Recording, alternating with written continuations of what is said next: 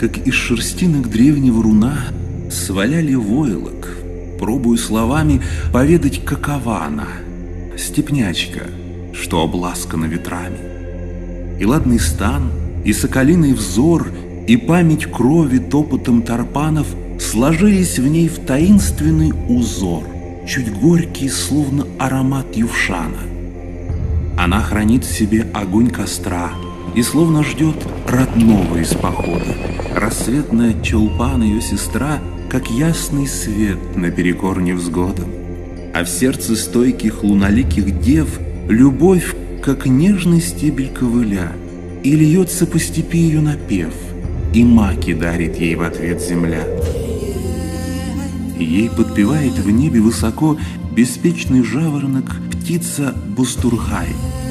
В священной чашечке приносит молоко для малышей ее она Умай. И так продлится множество веков, и вы всегда ее узнаете по нраву. Характер женщины степной таков, повелевать ей здесь дано по праву. Так, вглядываясь в призрачную синь, где горизонт степи без берегов, она вдохнет чуть горькую полынь, как голос предков, быть особый зов.